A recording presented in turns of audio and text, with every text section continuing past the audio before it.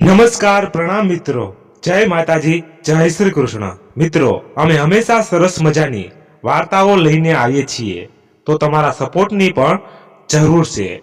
મિત્રો, હમણાં બહુ ઓછો સપોર્ટ મળે છે। તમારો જેટલો સપોર્ટ બને અમને એટલો સપોર્ટ કરો, એટલે અમને વાર્તા લાવવામાં ઉત્સાહ અને આનંદ મળે। એટલે તમારે સપોર્ટમાં ખાલી એક લાઈક અને તમારા મિત્રોને શેર કરી દેવાનું, અને વાર્તાને જ્યારે સમય હોય ત્યારે છેલ્લે સુધી સાંભળો, એટલે અમને પણ વાર્તા લાવવામાં આનંદ મળે અને તમને પણ સાંભળવામાં મજા આવે। તો અમે સારી સારી વાર્તાઓ હંમેશા તમારા માટે લાવતા રહીશું। ધન્યવાદ। મિત્રો, મારાથી કંઈ વધારે બોલાઈ ગયું હોય તો મને માફ કરજો। આ તો સપોર્ટ નથી મળી રહ્યો એટલે થોડુંક ઇમોશનલ થઈ ગયો હતો। તો ચાલો શરૂ કરીએ આજની વાત। હાય, હું રાજ। આજે એ વાતને બરાબર 10 વર્ષ થઈ ગયા। મારા પ્રથમ ક્રશની વાત વર્ષ 2009ની છે, જ્યારે મારા કરિયરની ઉડાન ભરવા અમદાવાદ કોલેજ કરવા જવાનું થયું। ગામડાની દુનિયા છોડીને, ઘોંઘાટની દુનિયામાં માતા પિતાને છોડીને હોસ્ટેલના અવાજમાં જવાનું ઘણું મુશ્કેલ હતું, છતાં કંઈક હાસિલ કરવા જવું પડ્યું। શહેરના રસ્તા ગામડા કરતા ઘણા અલગ હતા। સાચું કહું તો રસ્તો ક્રોસ કરવા માટે ઝીબ્રા ક્રોસિંગ હોય છે તે તો મને ખબર જ નહોતી, પણ મારામાં એ તાકાત હતી કે હું ગમે તે જગ્યાએ વાતાવરણને અનુકૂળ ઝડપથી થઈ જતો। 15 દિવસમાં નવા મિત્રો બની ગયા, પણ તેમના શોખ જેવા કે ઈંડા ખાવા, આમલેટ ખાવી, ગુટકા ખાવી, આ બધું મને નહોતું ગમતું, કારણ કે મારો પરિવાર શાકાહારી છે। પણ હા, રાયપુરના ભજીયા ખાવાના અમે 3 મિત્રો આશિક હતા। રાયપુરના ભજીયા લેવા હોય તો લાઈનમાં ઊભું રહેવું પડે, ને એટલામાં તો હોસ્ટેલનો ગેટ બંધ થઈ જાય। સામાન્ય રીતે જોવા જઈએ તો આ ભજીયા હાઉસમાં લાઈનો પડે, તેમાં પુરુષની અલગ લાઈન અને સ્ત્રીઓની અલગ લાઈન। એમ પણ કોઈ પણ નાસ્તાની દુકાન પર પુરુષો વધારે દેખવા મળે, સ્ત્રીઓની લાઈન ખૂબ ઓછી હોય। અમે 3 મિત્રો ભજીયા લેવા રોજ વારા કરતા। એક દિવસ મારો વારો હતો। હું ભજીયા લેવા ગયો તો મારી આગળ 40 વ્યક્તિ ભજીયા લેવા વાળા હતા, એટલે હું જાણી ગયો કે આજે મારે 2 કલાક ઊભું રહેવું પડશે। 7 વાગે હોસ્ટેલનો ગેટ બંધ થઈ જતો હતો। મારો વારો આવવામાં 10 વ્યક્તિ બાકી હશે।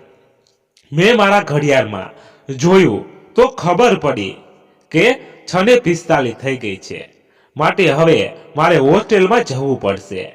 ભજીયા ના મળવાની નિરાશા વચ્ચે હું લાઈનમાંથી નીકળી ગયો અને હોસ્ટેલ તરફ જવા નીકળ્યો। તેવામાં એક 21 વર્ષની છોકરી મારી પાસે આવીને કહેવા લાગી, એક્સક્યુઝ મી। મેં તેની સામે જોઈને તેને કહ્યું, સોરી, હું તમને નથી ઓળખતો। તેણે કહ્યું, મારું નામ આસ્થા છે। 2 ક્ષણ માટે તો મને એવું થયું કે દાળમાં કંઈક કાળું છે એવું વિચારતો હતો, ને તેણે મને કહ્યું, અરે બસ, હું ખાલી તમારી મદદ કરવા માંગુ છું। હું તમને ક્યારની દેખી રહી હતી। તમે એક તરફ ઘડિયાળમાં જોતા હતા ને બીજી તરફ ભજીયા લેવા માટે ઉતાવળા હતા, પણ આમ અચાનક તમે નીકળી ગયા તો મને લાગ્યું કે તમારે મોડું થઈ ગયું, એટલે તમે એક કામ કરો, આસ્થા પેકેટ આપે છે, આ મારું ભજીયાનું પેકેટ લઈ લો, હું બીજા લઈ લઈશ। મેં તેને કહ્યું, ના, મારે આ પેકેટ નથી જોઈતું, હું કાલે લઈ લઈશ તમારે। તેણીએ મને કહ્યું, અરે દોસ્ત સમજીને લઈ લો, તમે જે કોલેજમાં અભ્યાસ કરો છો ને એ જ કોલેજમાં હું અભ્યાસ કરું છું, પણ આપણી ફેકલ્ટી અલગ છે। પણ એક વખત તમને મેં જોયેલા, એટલે ઓળખી ગઈ. તેમ કહી તેણે મને તેનું પેકેટ આપી દીધું. મેં તેને પૈસા આપવાનો પ્રયત્ન કર્યો, પણ તેણે કહ્યું, દોસ્તીમાં ક્યારેય પૈસા ના હોય. અમને બંનેને ખબર ના પડી કે ક્યારે અમે દોસ્ત બની ગયા. એ પણ માત્ર 5 મિનિટમાં 6:55 થઈ ગઈ. એટલે હું ફટાફટ પેકેટ લઈને મારી હોસ્ટેલમાં જતો રહ્યો. હોસ્ટેલમાં જઈને બધા મિત્રો ભેગા થઈને ભજીયા ખાવા બેઠા. અને જેવું મેં પેકેટ ખોલ્યું ત્યારે મને ખબર પડી. જેવું મેં પેકેટ ખોલ્યું તો તેમાં ભજીયા તો હતા જ, પણ એક નાનું સરસ મજાનું કાર્ડ હતું. મારા બધા મિત્રો મને પૂછવા લાગ્યા કે આ કાર્ડ ક્યાંથી આવ્યું. એટલે મેં તેમને કહ્યું, અરે આ તો મારું કાર્ડ છે. ઉતાવળમાં મેં આમાં મૂકી દીધું હતું. હું પણ ભૂલકણો છું. આટલું કહી મેં કાર્ડને મારા ખિસ્સામાં મૂકી દીધું. પછી અમે તો પેટ ભરીને ભજીયા ખાધા. બધા મિત્રો કહેવા પણ લાગ્યા, અરે રાજ, તું તો આજે બહુ બધા ભજીયા લાયો, મજા આવી ગઈ. મેં આસ્તાને કહ્યું, થેન્ક યુ. એક ગામડાના છોકરાને એક શહેરની પણ હા સંસ્કારી છોકરી આમ ઘાયલ કરી દેશે તેની ખબર નહોતી મને. રાત્રે બધા મિત્રો સૂઈ ગયા પછી મેં તે કાર્ડને ખોલ્યું. તેમાં સુંદર અક્ષરે આસ્તાએ તેનો મોબાઈલ નંબર લખેલો અને લખેલું હતું, હું તારી થઈ જાઉં પણ હા તારો જવાબ જ નક્કી કરશે. આ શબ્દોએ તો મને આખી રાત ના ઊંઘવા દીધો. હું અને કાર્ડ વચ્ચે બસ આસ્થા જ હતી. પ્રેમનો નશો પણ જોરદાર હોય છે. એક જ શબ્દમાં એટલો ચડ્યો કે બીજા દિવસે સુધી ઉતર્યો જ ના. પણ કહેવાય છે ને કે સુખ પછી દુઃખ આવતું જ હોય છે. તેમ મારી આ ખુશી બહુ સમય માટે ના રહી, કારણ કે જ્યારે મેં તેને કોલ કર્યો ત્યારે તેનો મોબાઈલ બંધ આવતો હતો. હું તો બીજા દિવસે ના ઊંઘી શક્યો, કારણ કે તેને ફોન કરવાના ઘણા ટ્રાય કર્યા પણ ફોન સ્વિચ ઓફ જ આવતો હતો. એમ કરતા 2 દિવસ બીજા થઈ ગયા પણ તેનો ફોન ના લાગ્યો.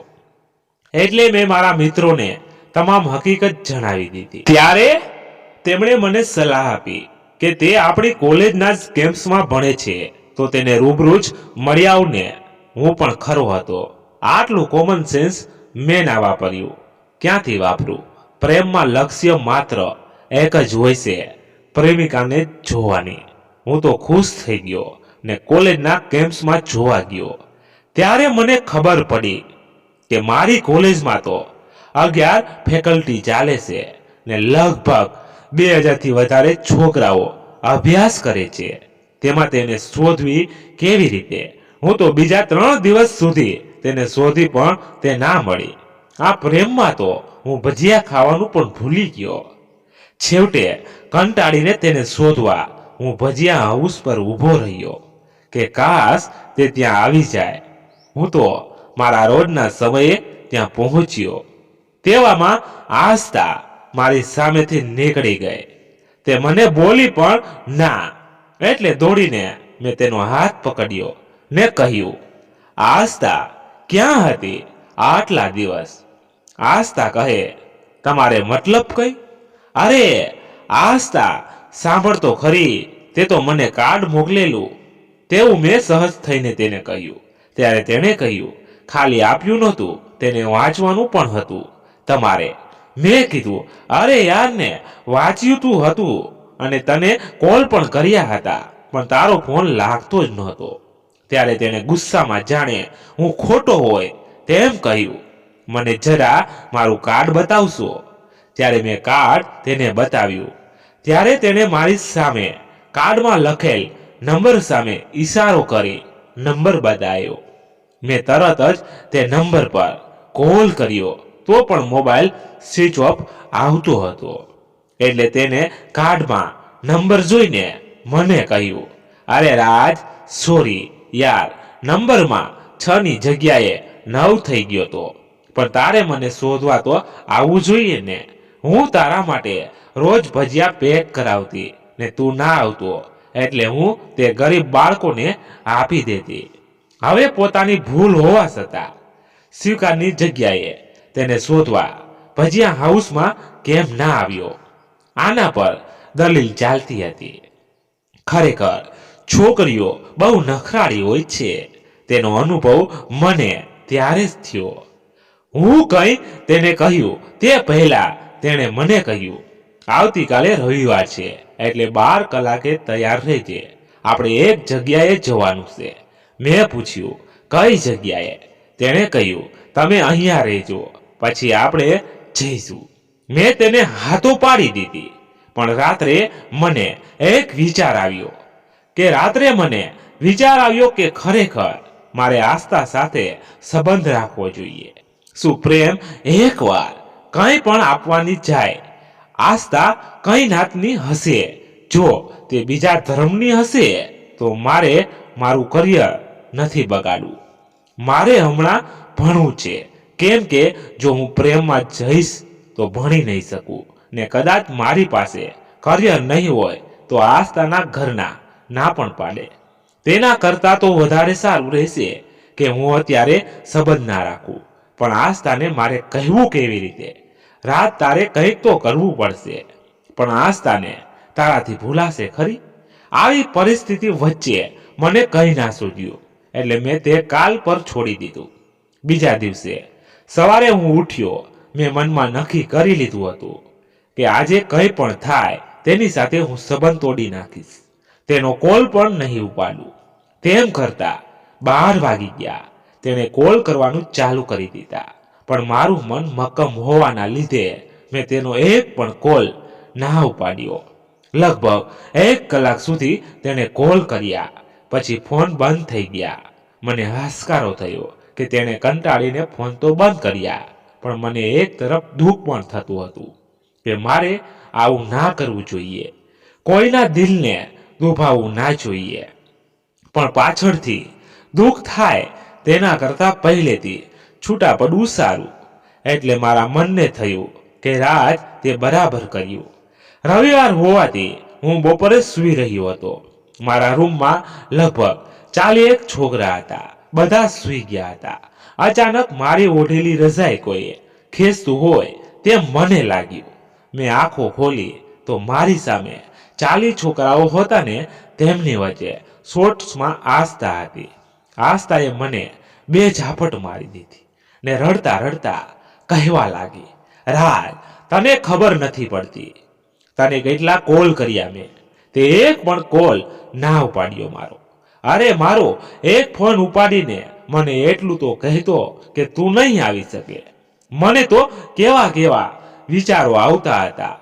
હું જાણું છું કે બોયઝ હોસ્ટેલમાં મારાથી ના આવાય, પણ હું મારા પ્રેમ માટે ખૂબ હિંમતથી અહીંયા આવી છું. મારા ઘરના ની ચિંતા કર્યા વગર હું કંઈ બોલું ત્યારે તે મને ચૂપ કરી દેતી. તેવામાં મારા ખાસ મિત્રએ મને કહ્યું, રાજ, આ છોકરી તને બહુ પ્રેમ કરે છે, તું આસ્થા સાથે આવું વર્તન ના કર. મારા મિત્ર અને આસ્થાના શબ્દોએ મારા મક્કમ મનને પીગળાવી દીધું. પછી તો શું, બધાની વચ્ચે આસ્થા મને ભેટી પડી. મેં પણ તેને મારી બાહુમાં સમાવી લીધી. મારા બધા મિત્રો પાર્ટી માંગવા લાગ્યા, એટલે મેં તેમને કહ્યું, ના ના, પાર્ટી ના મળે, તમે તો મને લુખ્ખો બનાવી દો. ત્યારે આસ્થાએ કહ્યું, અરે કાંઈ વાંધો નહીં, પાર્ટી હું આપીશ તમને બધાને, તે પણ પકવાન હોટેલમાં. આવી જજો બધા. આજની પાર્ટી મારા અને રાજના પ્રેમના નામે. અરે આસ્થાએ તો બહુ મોટું કરી દીધું. મેં તો તેને કહ્યું કે તેમને પફ ખવડાવી દેવાનું ચાલી જશે. ત્યારે આસ્થાએ કહ્યું, રાજ, તારા પ્રેમ આગળ તો આ હોટેલની પાર્ટી પણ નાની પડે. આ પફની તો શું ઓકાત, તું ચિંતા ના કર. તારા માટે તો હું કોઈ પણ હદ પર જવા માટે તૈયાર છું. ચાલ હવે હું જાઉં છું, ને મારા દિયરોને જેઠને લઈને આવી જજે. આસ્થાના આ શબ્દો તો મારા હૈયામાં વસી ગયા. અમે બધા ખુશ હતા, પણ તેવામાં અચાનક વોર્ડન આવી જાય છે.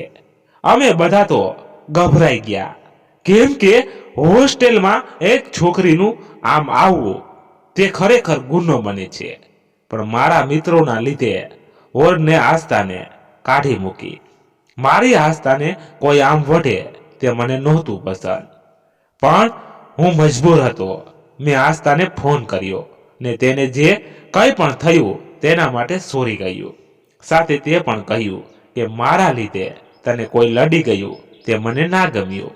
ત્યારે તેણે મને હસતા હસતા કહ્યું, રાજ, જો ભૂલ હોય તો સહન પણ કરવું પડે. કંઈ નહીં, સાંજે તું બધાને લઈને આવી જજે. તેમ કહી તેણે ફોન મૂકી દીધો. મેં હાશકારો અનુભવ્યો.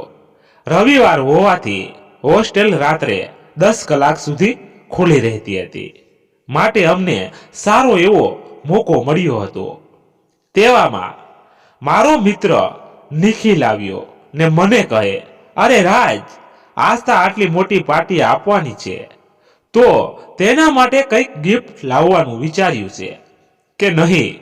મેં કીધું, ના યાર, સારું થયું તે યાદ કરાવ્યું, પણ યાર મારી પાસે અત્યારે વધારે રૂપિયા નથી. આપણે 1000 રૂપિયા સુધીનું જ લઈ શકીએ તેમ છે. તો એક વોચ લઈ લઈએ. નિખિલે સંમતિ દર્શાવી એટલે અમે બંને રાયપુરના બિગ બાજારમાંથી મસ્ત ઘડિયાળ લઈ આવ્યા. એટલામાં આસ્થાનો ફોન આવ્યો ને તેણે પકવાનની જગ્યાએ ગોર્ધન થાળ હોટલમાં જમવા આવવાનું કહ્યું.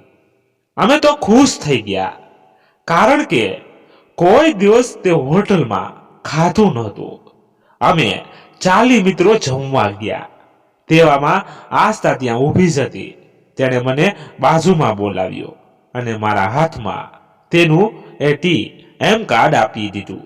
મેં કહ્યું, હોટલમાં બિલ પે કરતી વખતે તું ATM આપજે, સારું લાગશે. ત્યારે મેં તેને કહ્યું, જો આસ્થા, આટલા બધા રૂપિયા ખર્ચવાની જરૂર નહોતી ને. હોટલનું બિલ તું જ આપવાની છે તો તું જ આપજે ને. હા, તું આપે કે હું આપું, એક જ છે. તેમ કહી મેં કાર્ડ તેને આપી દીધું. અમે તો જમવા બેઠા તો આસ્થાએ અમારા માટે એક અલગ જ હોલ બુક કરાયો હતો. એક પછી એક અલગ અલગ વાનગીઓ આવવા લાગી.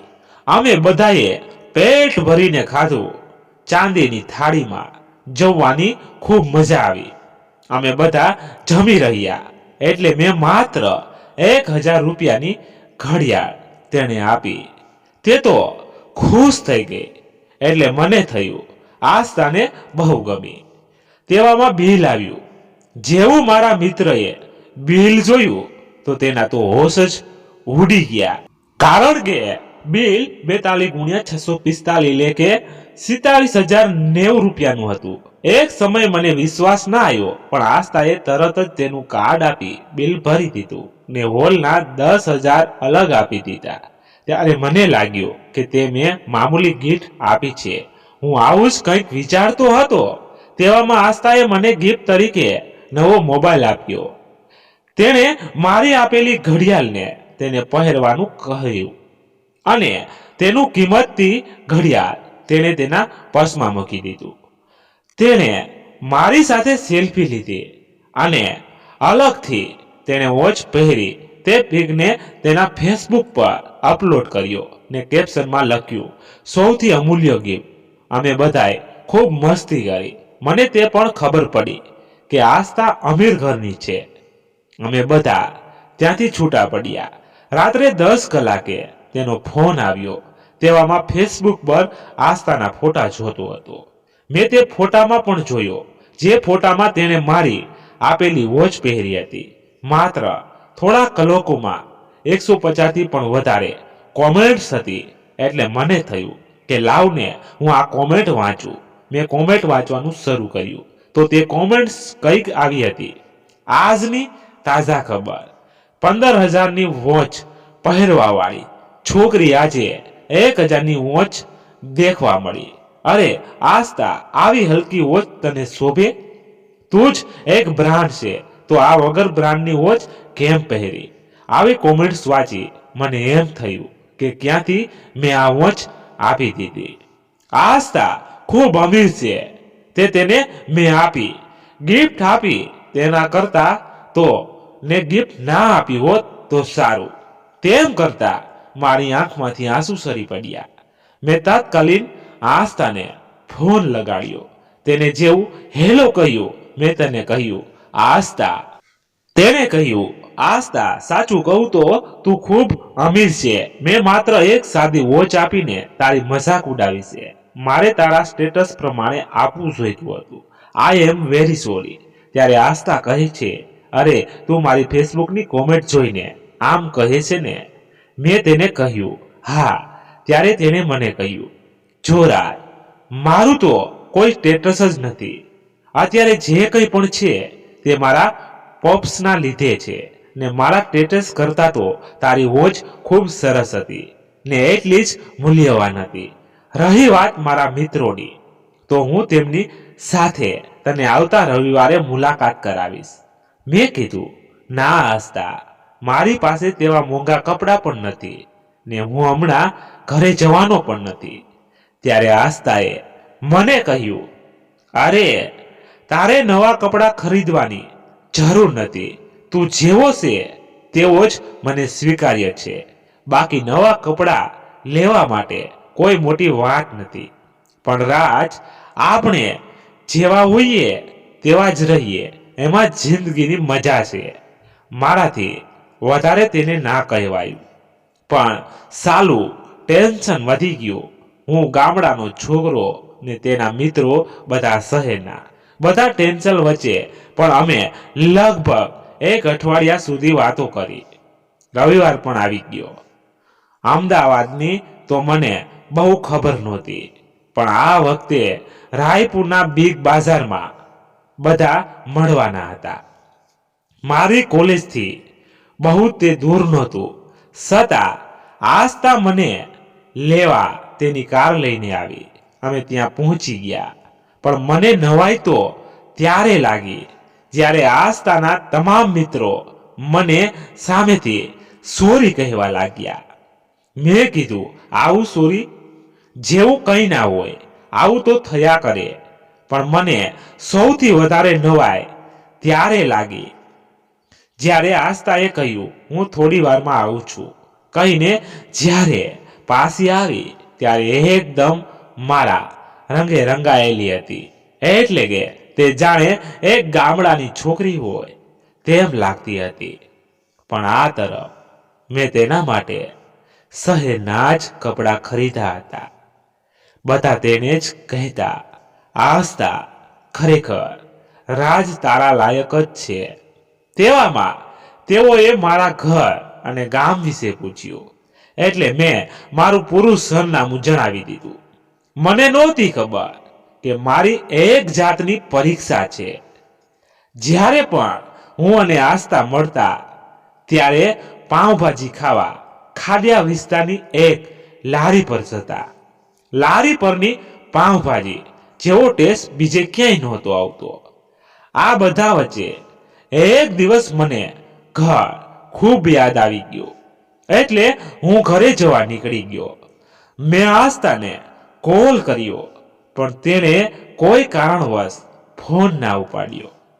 હું ઘરે જતો રહ્યો.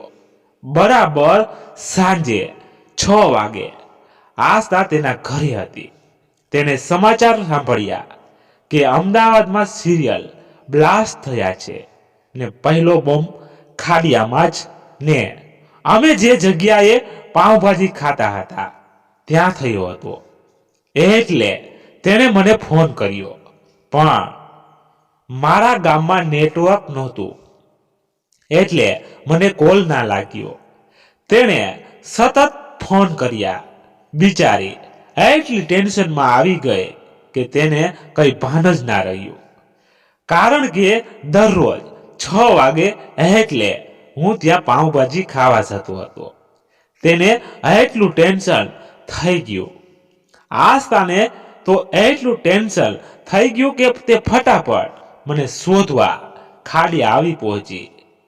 આ તરફ લગભગ 8 વાગ્યા એટલે હું સમાચાર જોવા માટે બેઠો. ત્યારે સમાચારમાં આ વિસ્ફોટની માહિતી આવતી હતી. મનમાં ટેન્શન હતું કે નિર્દોષ લોકો જ સાથે કેમ આવું થતું હશે. તેવામાં લાઈવ ટેલિકાસ્ટમાં મને આસ્થા જોવા મળી, જાણે તેનું અનમોલ રતન ખોવાયું હોય. તે પોતાની તમામ કોશિશ કરી રહી હોય. બરાબર મને અનુભવ થઈ ગયો કે આ તો મારા માટે જ આવી હશે. એટલે તાત્કાલિક હું 3 કિલોમીટર દૂર પહાડ પર જઈને મેં આસ્થાને કોલ કર્યો. ત્યારે આસ્થાને હાશ થઈ, પણ તેણે મને લડવાનું શરૂ કરી દીધું. તેનું લડવાનું પણ એવું હતું કે જાણે એક પત્ની તેના પતિને લડી રહી હોય. પણ હા, તેના લડવામાં પણ મને તો પ્રેમ જ દેખાતો હતો. મેં તેને કહ્યું કે 2 દિવસમાં હું પાછો આવું છું, ને રાત પડી હોવાથી મેં ફોન મૂકી દીધો. બીજા દિવસે બપોરે હું મારા મિત્રને ત્યાં બેઠો હતો.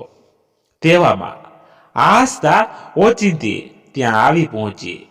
તેણે બારણું ખખડાવી કહ્યું, રાજ, જોશીનું મકાન ક્યાં છે? એટલે મને થયું હું આસ્થાની પરીક્ષા લઉં. એટલે તૈયારીમાં મેં બહાર નીકળવાની કોશિશ કરી, પણ મને યાદ આવ્યું કે મેં તો કપડાં સારા પહેર્યા છે. એટલે મેં મારા મિત્રના જૂના કપડાં પહેરીને બહાર નીકળી ગયો. આસ્થા મને જોતા જ પહેલા તો બાઝી ગઈ અને મને કહ્યું, રાજ, મને કહ્યા વગર મારાથી દૂર ક્યારે પણ ન જતો. તને ખબર છે, મેં ટીવી પર સમાચાર સાંભળતા દોડતા દોડતા મારા ઘરેથી ત્યાં પહોંચી હતી. મારી સાથે લગ્ન કરીશ? મનમાં તો હું બહુ ખુશ હતો, પણ આસ્થાની મારે પરીક્ષા લેવી હતી. એટલે મેં કહ્યું, આસ્થા, આ મારું ઘર છે. પ્લાસ્ટર પણ નથી, માત્ર સાદા પથ્થર જ છે. તો શું તું અહીં મારી સાથે જિંદગી વિતાવી શકીશ? ત્યારે આસ્થાએ કહ્યું, જિંદગી વિતાવવા માટે બંગલાની જરૂર નથી મારે, તો તારા દિલની જરૂર છે. અરે, આ તો વાક્ય હતું કે આસ્થાના પ્રેમમાં હું પાગલ થઈ ગયો. ત્યારે મને લાગ્યું કે એક સ્ત્રી પુરુષને ખરેખર આટલી સરળ રીતે સમજી શકે ખરી? 21મી સદીમાં એક સ્ત્રી જ્યારે શહેરમાં રહેવાનું, બહાર હોટલમાં ખાવાનું, ફરવાનું, શોપિંગ કરવાની આ બધું છોડીને તે મારા સાથે અહીં રહેવા માટે પણ હા કહે છે. મેં તે જ ઘડીએ નક્કી કરી લીધું કે હું થઈશ તો આસ્થાનો જ થઈશ. એટલામાં મારા ઘરેથી એક ભાઈ આવીને કહેવા લાગ્યા, રાજ, સુરેન્દ્રભાઈ તને ઘરે બોલાવે છે. આસ્થા તો તાકી તાકી મારી સામે જોવા લાગી. ત્યારે મેં આસ્થાને કહ્યું, આસ્થા, આ ઘર મારા મિત્રનું છે. ચાલ મારા ઘરે તને લઈ જાઓ. હું તેને મારા ઘરે લઈ ગયો. ત્યારે આસ્થાની નાની નાની કોમળ આંખો પહોળી થઈ ગઈ, કેમ કે મારું ઘર 1 માળનું નહીં, 2 માળનું નહીં, 3 માળનું નહીં, પણ એક મોટો આલીશાન બંગલો હતો. અને તેમાં પણ 50 થી 60 રૂમો હતા. આસ્થા તો આ જોઈને ચોંકી ગઈ ને મને કહેવા લાગી, રાજ, તારી પાસે તો કેટલું બધું છે. મારા કરતા તો ઘણો તું અમીર છે, છતાં સાદો રહે છે. ગજબ યાર. ત્યારે મેં તેનો જ ડાયલોગ માર્યો કે આસ્થા, આ બધું મારા પપ્પાનું છે. મારી સારી સંપત્તિ તો તું જ છે. બસ તારો થઈ જાવ. એટલામાં મારા મમ્મી પપ્પા આવી ગયા. મમ્મી પપ્પા સાથે મેં આસ્થાને મળાવી. આસ્થા મારા મમ્મી પપ્પાને ખૂબ જ ગમી. આસ્થાને પણ મારા મમ્મી પપ્પા બહુ ગમ્યા. મારા દાદા આવ્યા ને તેમણે આસ્થાને જોઈને કહ્યું, કેમ બેટા, આ ચડ્ડો પહેરીને કેમ આવી? સાડીના પૈસા નહોતા? આવા પ્રશ્નથી આસ્થાને થોડું ના ગમ્યું. એટલામાં પાછા દાદા બોલ્યા. મારા દાદા બોલ્યા, બેટા ચિંતા ના કર, હું તો મજાક કરતો હતો. ત્યારે આસ્થાને હાશકારો થયો. સરસ મજાની વાતો થઈ. એટલામાં આસ્થાના પપ્પાનો ફોન આવ્યો. આસ્થા તેમને કહ્યા વગર આવી ગયેલી. એટલે તેમણે જ્યારે ક્યાંય છે તેવું પૂછ્યું. ત્યારે આસ્થાએ કહ્યું, હું રામેશ્વર છું, મારા મિત્રની ત્યાં આવી છું. ત્યારે તેના પપ્પાએ કહ્યું, અરે બેટા, ત્યાં તો મારા ખાસ મિત્ર રહે છે, તેનું નામ સુરેન્દ્રભાઈ છે. તું તેમને મળતી આવજે અને મને ના કહેવાય. તું તે ગામમાં જ રહેજે, હું આવું છું. એટલામાં મેં તેને કહ્યું, શું થયું આસ્થા, કોણ હતું? ત્યારે તે મને થોડે દૂર લઈ ગઈ ને મને કહ્યું, અરે પપ્પા હતા મારા, અને તે એમ કહેતા હતા કે તારા પપ્પા તેમના ખાસ મિત્ર છે ને તે અત્યારે જ મળવા આવે છે. તું તારા પપ્પાને કશું હમણાં ના કહેતો, આપણે બધાને સરપ્રાઈઝ આપીએ. અમે તો ખુશ થઈ ગયા. મેં કીધું, હવે તો આપણા ઘરના માની જશે. સરસ. એમ વિચારી હું આસ્થાને ભેટી પડ્યો ને અમે ભગવાનનો આભાર પણ માન્યો. લગભગ 5 કલાક પછી રમણીકાંત ભાઈ આવી ગયા. આસ્થા તેમણે મળીને સુરેન્દ્રભાઈને મળવા માટે લઈને આવી. સુરેન્દ્રભાઈ અને રવિકાંત ભાઈ બંને આજે વર્ષો પછી મળ્યા હોવાથી ખુશીઓ ખૂબ હતી. બંને એકદમ ખુશ થઈ ગયા. આનંદ જોઈને હું અને આસ્થા ખૂબ ખુશ થયા. સાથે બધા જમ્યા પણ ખરા અને અમને બધાને સંતોષ થઈ ગયો કે હવે આપણા લગ્ન બહુ દૂર નથી. રાત્રે આસ્થાએ તેના પપ્પાને કહ્યું કે ઓય પાપા, તમારા મિત્રના છોકરા રાજ સાથે મારું લગ્ન કરાવી દો ને. અમે બંને એકબીજાને ખૂબ ચાહીએ છીએ. આ સાંભળતા તેના પપ્પા તો અચંબામાં આવી ગયા. તેમના પગેથી જમીન ખસી ગઈ. તેમણે આસ્થાને ચોખ્ખી ના પાડી દીધી. એટલે આસ્થાને તેનું કારણ પૂછ્યું. ત્યારે આસ્થાના પપ્પાએ તેણે કહ્યું, આ જન્મમાં શક્ય નથી બેટા, છતાં હું રાજના ઘરનાને વાત કરીશ. આસ્થા તો મારી પાસે આવીને કહેવા લાગી કે તેના પપ્પાએ તો આવું કહી દીધું. મેં કહ્યું, કેમ ના પાડી? કારણ ત્યારે આસ્થાએ કહ્યું, ખબર નહીં, અમે બંને જે કામને સરળ થઈ જશે તેમ સમજતા હતા, તે કામ અમારા બંને માટે મુશ્કેલ બન્યું હતું. ખુશીના દિવસો આમ બદલાઈ જશે તે કોને ખબર હતી. બીજા દિવસે સવારે આસ્થાના પપ્પા મારા ઘરના સાથે મુલાકાત કરવા ગયા અને તેમણે બધી હકીકત જણાવી દીધી ને કહ્યું, સુરેન્દ્રભાઈ, આસ્થા અને રાજ આમ મળી જશે તે મને નહોતી ખબર. એકબીજાને ચાહવા લાગશે તે મને નહોતી ખબર. પણ હવે તમે મને કહો કે કોઈ દિવસ ભાઈ બહેનનું લગ્ન થાય? મારે વંશ નહોતો તો તમે જ મને જે દીકરી આપી હતી તે જ આ આસ્થા છે. મારે તેને કઈ રીતે સમજાવી કે તે મારી પોતાની દીકરી નથી, પણ તે તમે આપેલ દીકરી છે. મારા પપ્પા પણ આ સાંભળીને આઘાતમાં સરી પડે છે. મારા પપ્પા એકદમ આઘાતમાં સરી પડે છે, પણ અચાનક તેઓ હસવા લાગે છે. અમને બધાને તો આનું કારણ ના ખબર પડે. ત્યારે મારી જિંદગીમાં પહેલી વખત હું મારા પપ્પાથી નિરાશ થયો. મને લાગ્યું કે સારું થયું અત્યારે આસ્થા નથી, નહીં તો કેવું વિચારતી. મારા પપ્પા આટલું કહી રૂમમાં જતા રહે છે. થોડી વાર તો અમે રાહ જોઈ, પણ તે આવ્યા ના. એટલે હું અંદર જોવા ગયો કે વાસ્તવમાં આવું કેમ થયું. ત્યારે મારી મમ્મી અને મારા પપ્પા વાતો કરી ચૂક્યા હતા. મારી તો ધડકનો તેજ થઈ ગઈ હતી. એટલામાં મારા પપ્પા આવ્યા અને આસ્થાના પપ્પાને કહેવા લાગ્યા, મારા પ્રિય દોસ્ત, મારું હસવું તમને અજુગતું લાગતું હશે, પણ ભગવાન પણ ક્યારેક એવી પરિસ્થિતિનું નિર્માણ કરે છે કે આપણે તે મરજી વિરુદ્ધ જઈ શકતા નથી.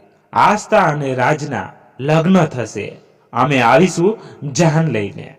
આવું સાંભળતા આસ્થાના પપ્પા તો કહેવા લાગ્યા, અરે મિત્ર, તું આ શું બોલે છે?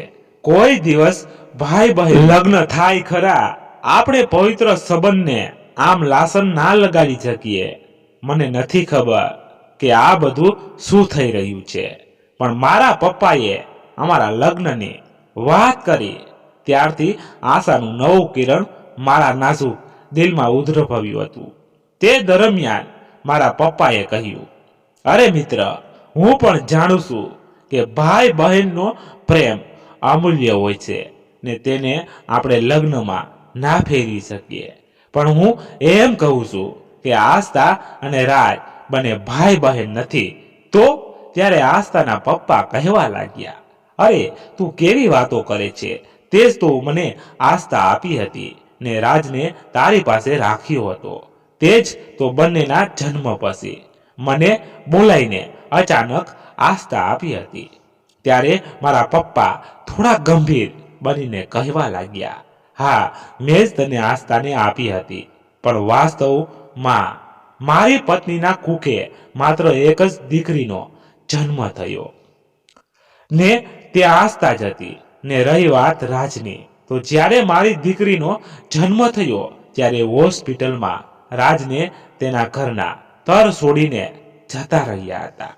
એટલે અમે તે વખતે નક્કી કર્યું કે આસ્થા તને આપીએ અને અમે રાજને અપનાવીએ, કારણ કે હું જાણતો હતો કે તું મારા કરતા પણ વધારે દીકરીને સાચવે તેવો હતો. આ સાંભળી મને તો ખૂબ આંચકો લાગ્યો. એક જ વારમાં હું નિરાધાર બની ગયો. સાચે યાર, હું રડી ગયો. ત્યારે મારા પપ્પા આવીને મને કહેવા લાગ્યા, બેટા, તને અમે દિલથી અમારા દીકરો માનીએ છીએ.